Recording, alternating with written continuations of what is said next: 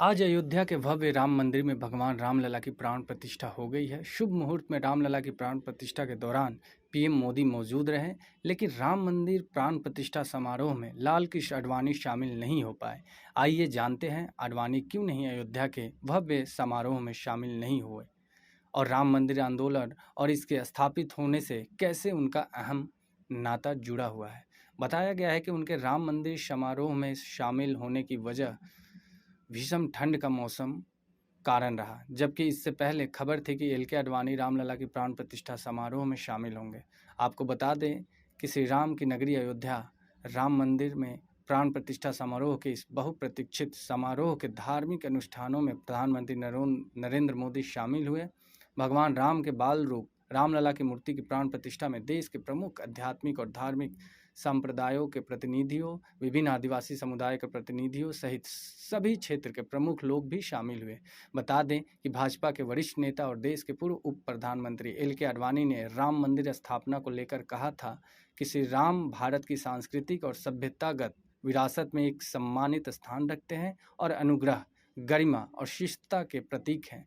मेरा विश्वास है कि यह मंदिर सभी भारतीयों को लेकर उनके गुणों को आत्मसात करने के लिए प्रेरित करेगा। दरअसल आडवाणी उन पुराने नेताओं में से हैं जिन्होंने पूरे जोर शोर से राम मंदिर आंदोलन के लिए 90 के दशक में रथ यात्रा निकाली थी, जिसके बाद पूरे भारत में राम जी के मंदिर अयोध्या में ही बनेगी इसकी बयार चलवा दी। दरअसल 26 अगस्त 1990 को जब आरएसएस ने एक अहम बैठक बुलाई, उस बैठक में अयोध्या आंदोलन को गति देने की रणनीति पर चर्चा हुई। आरएसएस का विचार था कि अयोध्या में भगवान राम के मंदिर निर्माण के आंदोलन में हिंदू समाज एकता के सिरे से बंधा रहे, जिसके मंडल कमीशन की रिपोर्ट लागू होने की घोषणा से तार-तार होने का बड़ा खतरा है।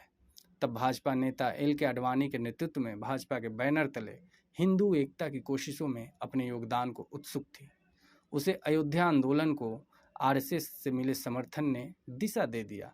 आडवाणी ने गुजरात के सोमनाथ से उत्तर प्रदेश के अयोध्या तक रथ यात्रा निकालने की घोषणा कर दी, जिसके बाद पूरे भारत में इस यात्रा को लेकर जबरदस्त माहौल बन गया।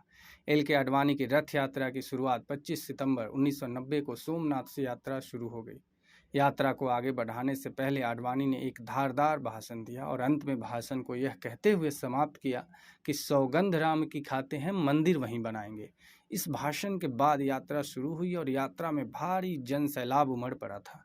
पूरे यात्रा के दौरान राम मंदिर निर्माण आंदोलन को लेकर एल.के. आडवाणी की इस रथ यात्रा को लोगों का भारी समर्थन मिल रहा था, लेकिन कई जगहों पर इस यात्रा के दौरान आडवाणी के दिए भाषणों से विरोधी परेशान हो गए थे और इस रथ यात्रा के दौरान इन पर आरोप भी लगे कि आडवाणी के भाषण से हिंदू उग्र हो जाते थे और इसी वजह से कई जगहों पर हिंसा भी भड़के।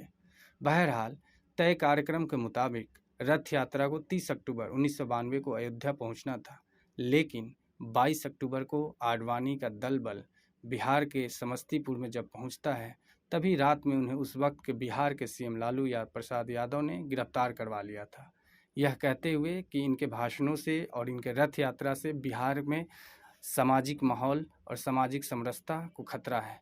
हालांकि 30 अक्टूबर को देश भर से कारसेवक अयोध्या पहुंच गए थे।